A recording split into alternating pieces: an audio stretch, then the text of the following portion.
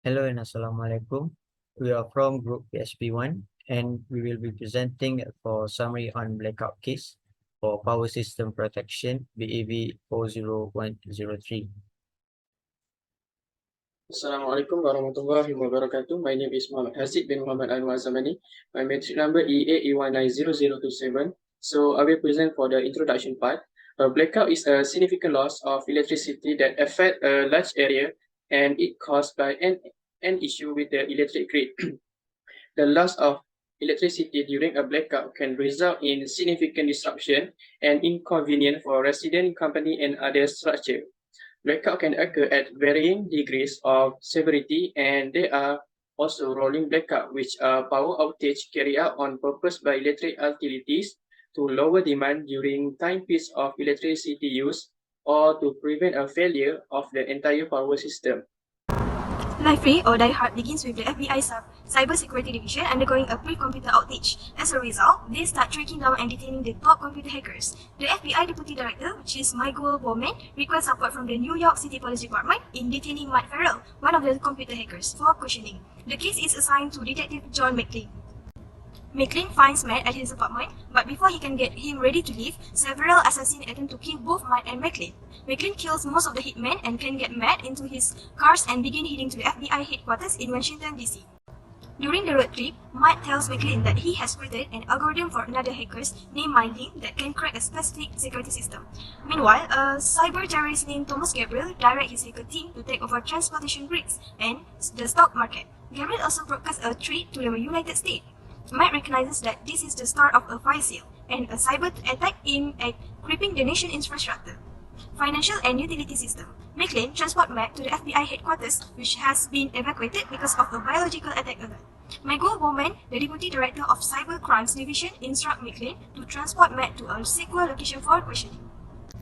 While en route, Lee poses as a dispatcher to reroute the FBI convoy into the path of an assault helicopter.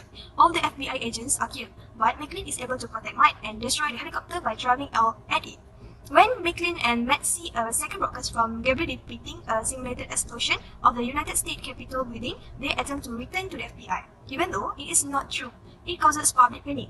Gabriel's next target, according to Mike, will most likely to be power grid. He and McLean drive to a power station in West Virginia, which is one of the East Coast major power hubs. When they arrive, Lynn has taken over the power station.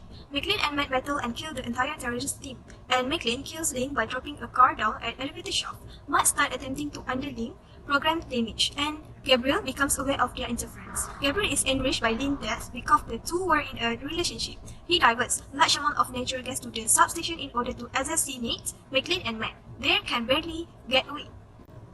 Lynn helicopter transport McLean and Matt to the home of small-time hacker Frederick, Warlock colleges. Warlock discovered Matt data access code at the Social Security Administration buildings in Woodland, Maryland. Gabriel was a top security expert for the United States Department of Defense, according to Warlock. Gabriel attempted to warn the Department of the United States alarming cybersecurity flaws. However, his irritable demeanor led to his dismissal without making any significant changes. According to Warlock, Gabriel's entire plan is to prove his point to the government. Matt and McLean asked Warlock to run a trace road to identify Gabriel's location. Gabriel identified their trace and contact Warlock.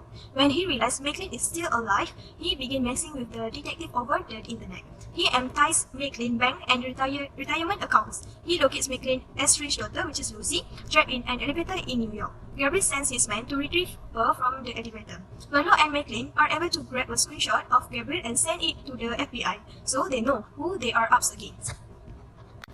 McLean and Matt head to the Woodland facilities. Woodland is an NSA facility intended to backup the nation's personnel and financial records in the event of a cyber attacks. The fire sale triggered the system to download financial data to Woodland.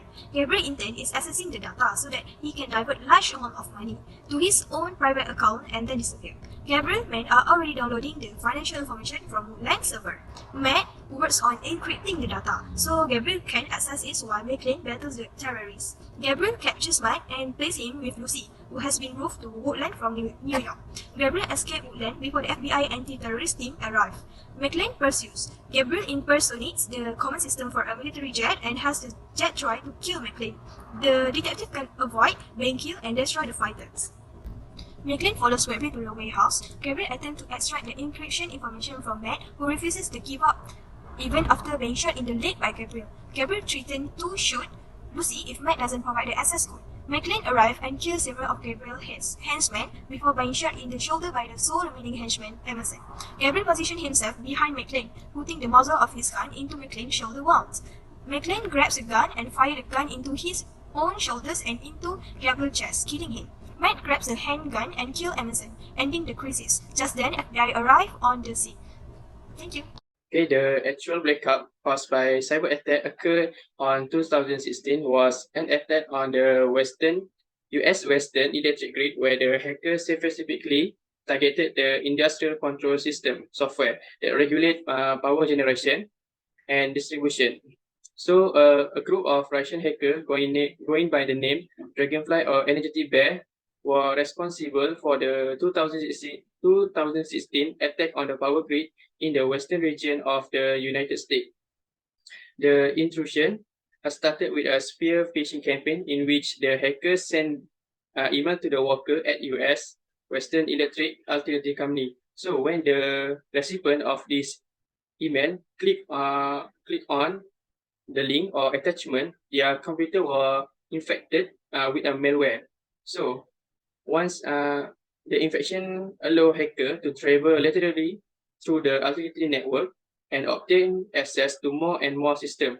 Once the hacker gains access to the network, they employ a number of tools and strategy to access ICS system that regulate the production and distribution electricity. The 2016 cyber attack on the Western United States electric grid had a number of negative repercussions on both the power grid and the institution in charge of running it.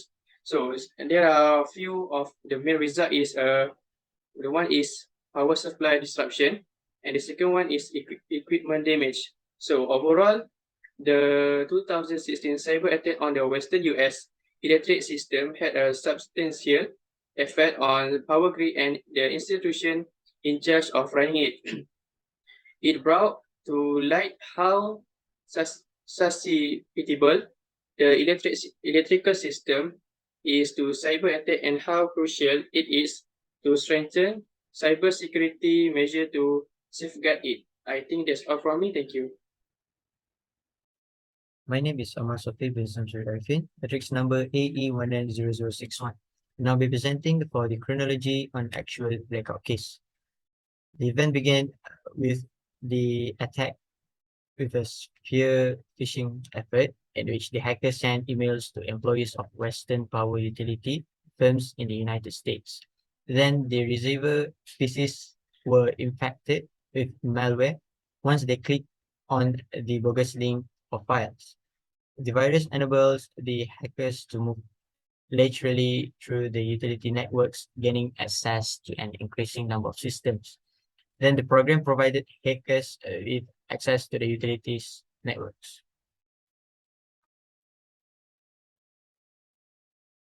Then the blackout case occurs in different aspects, which is for the first one, the attack damaged the supply chains of industrial control system, which is by changing items such as hardware or software before they are delivered to the end user. Second, when systems have direct internet connectivity, the attackers can acquire access to industrial control system. And when an attacker sends a spear phishing email with links or attachment containing malicious code. And for the last one, the attackers take advantage of virtual private network connections, which allow business users to connect to network resources from a remote location. This four aspect is constantly used because the exact chronology for the 2016 cyber attack case is not published publicly.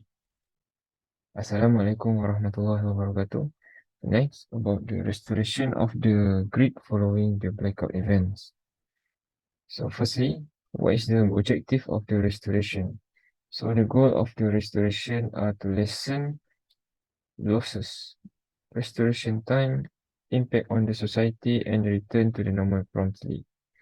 So the next point is the backbone network must be constructed separately, and also the cost of the creating the separation network must be minimized while taking constraint into consideration for each step restoration path optimization.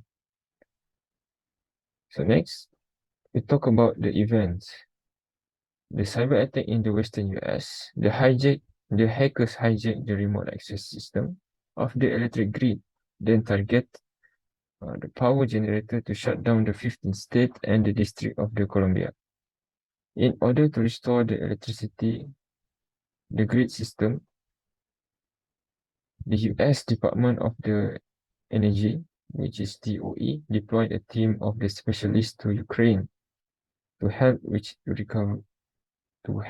recovery operation. And the US Cyber Emergency Response Team, CERT, offered a technical support to the Ukrainian CERT. Then caused many sites to take a lesson from the attack about the cybersecurity. So next, the restoration power grid after a cyber attack can be a complex and time-consuming process. As shown in the figure on the right side, the first step for the restoration process is isolating affected system. Then we can identify the cause. After identify, need to remove the malware and the other malicious software. After that, the power can be restored. After that, we need to update the security and software by updating to increase the security. Then, if all prepared, we'll be able to communicating with the public about the latest update about the grid.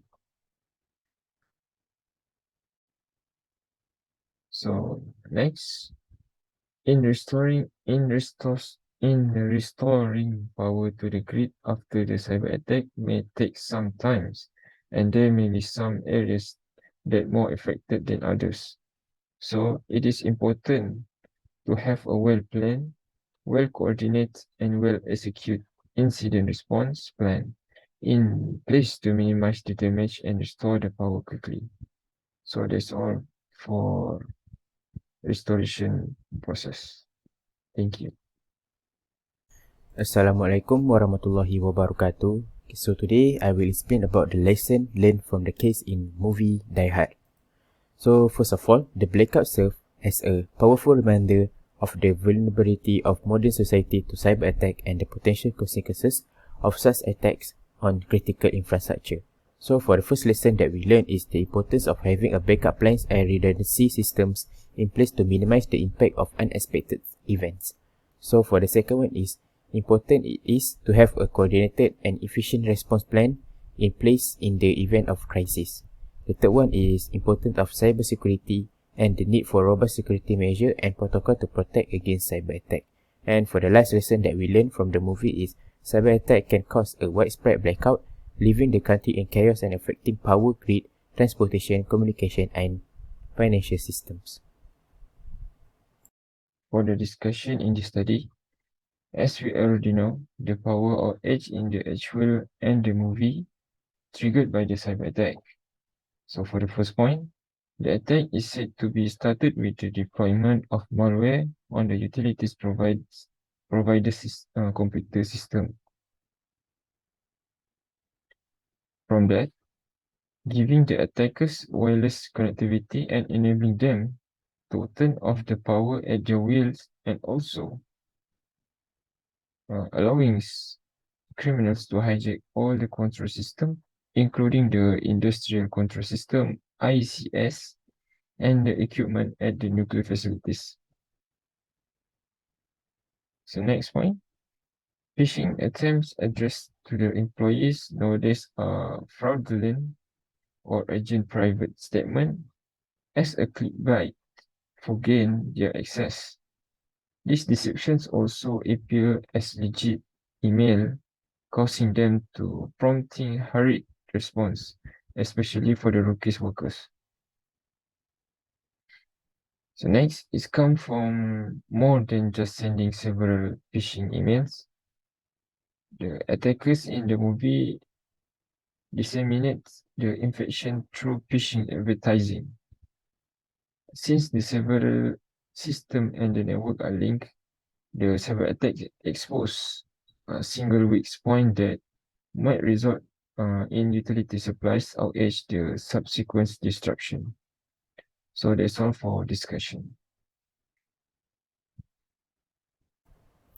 There are many aspects that we can conclude in this movie. So, first of all, throughout the movie, the main character faced many challenges, including being pursued by the cyber criminals and finding themselves in dangerous and difficult situations. So, first conclusion that I can find in this movie is the importance of quick thinking in the face of unexpected challenges, as well as the need for interagency and international cooperation in dealing with cybercrime. So, for the second conclusion that I can conclude is the importance of cybersecurity and the need to protect critical infrastructure from cyber attacks.